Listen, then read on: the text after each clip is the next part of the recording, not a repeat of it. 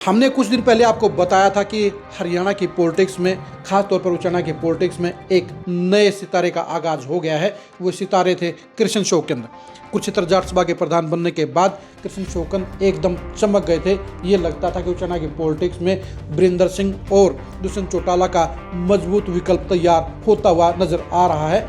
लेकिन कृष्ण शोकंद ने प्रधान बनने के बाद इतनी तेज रफ्तार पकड़ ली है कि वो अपना एक्सीडेंट खुद कराने का काम करा सकते हैं। अचानक ही कृष्ण शोकंद को ये फीलिंग आ गई है कि वो बड़े नेता बन गए हैं, इसलिए उन्होंने उचाना हलके में बड़ी एक्टिविटी शुरू कर दी है।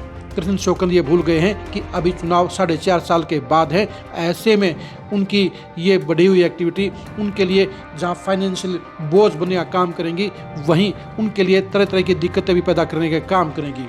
बड़ी पोजीशन हासिल करने के लिए और बीजेपी का आशीर्वाद हासिल करने के लिए कृष्ण शोकंद बीजेपी के पाले में पहुंच गए हैं। उन्होंने राज्यसभा सांसद सुभाष बराला की अगुवाई में मुख्यमंत्री नायब सैनी से मिलकर उनका आशीर्वाद भी ले लिया है। कृष्ण शोकंद के लिए ये मुलाकात ही सबसे बड़ा खतरा पैदा करेगी, सबसे ज़्यादा नुकसान पहुंचाने का काम करेगी, क्योंकि अब ये तय हो गया है, अब ये साफ हो गया है कि कृष्ण शोकंद सरकार के पाले में चले गए हैं।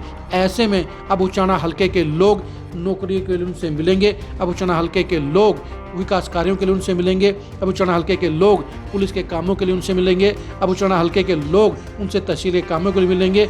यानी अब सरकार के सिस्टम में जुड़ने का खामियाजा कृष्ण शोकंद को झेलना पड़ेगा और ये सारे के सारे काम वो नहीं करवा पाएंगे, क्योंकि बीजेपी के सिस्टम में आशीर्वाद लेना तो आसान है लेकिन काम कराना बेहद मुश्किल है। वैसे भी उचाना में इसमें बीजेपी के विधायक हैं, देवेंद्र अत्री पूरी शिद्दत के साथ अपना काम भी कर रहे हैं और बीजेपी सबसे पहले प्रेफरेंस अपने एमएलए को देती है। ऐसे में उचाना हलके के विकास कार्यों के लिए, उचाना हलके की समस्याओं के लिए बीजेपी की सरकार सबसे पहले पहल करेगी तो वो देवेंद्र अत्री के जरिए करेगी। पावर देने का काम करेगी तो देवेंद्र अत्री को देने का काम करेगी। ब्यूरोक्रेसी भी अगर किसी के मानेगी तो कृष्ण शोकंद की बजाय वो देवेंद्र अत्री की बात मानेगी। यानी कृष्ण शोकंद के लिए नायब सैनी का आशीर्वाद हासिल करना मुसीबतों का पिटारा खोलने वाला साबित होगा। बेशक से सुभाष बराला ने उनको सियासी तौर पर अपने फायदे के लिए इस्तेमाल कर लिया है। उन्होंने मुख्यमंत्री के आगे नंबर बना लिया है कि उन्होंने जाट सभा के अध्यक्ष को बीजेपी के साथ खड़ा कर दिया है। लेकिन सरकार का हिस्सेदार बनना कृष्ण शोकंद की राजनीति को चौपट करने का काम करेगा, क्योंकि कृष्ण शोकंद को अभी धीमे धीमे आगे बढ़ना चाहिए था। उन्हें जाट सभा के अध्यक्ष के तौर पर काम करते हुए समाज में अपने रसूख को बढ़ाने का काम करना चाहिए था।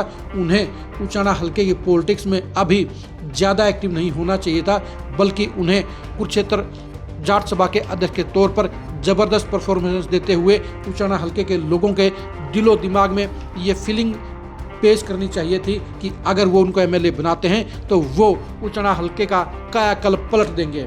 लेकिन ऐसा करने के बजाय कृष्ण शोकंद ने गलत रास्ता पकड़ लिया है, जहां वो सामाजिक कार्यों के जरिए लाखों रुपए महीने के खर्च करने का काम करेंगे, वहीं पर पॉलिटिकल एक्टिविटी के जरिए बीजेपी का पार्ट बनकर उन्होंने अपने लिए बड़ी प्रॉब्लम खड़ी कर ली है।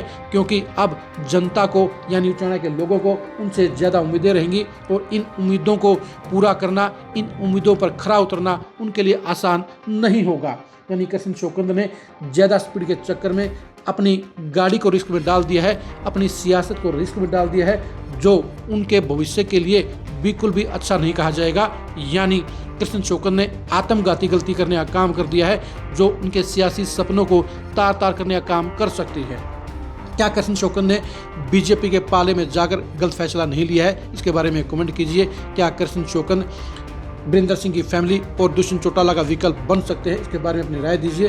क्या कृष्ण शोकंद को बीजेपी देवेंद्र अत्री की जगह 2029 में टिकट दे सकती है? इसके बारे में अपनी राय दीजिए।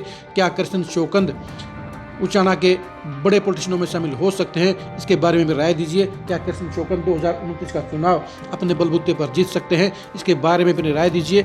आप हमारे फेसबुक पेज को फॉलो कीजिए, आप हमारे यूट्यूब चैनल को सब्सक्राइब कीजिए। नमस्कार।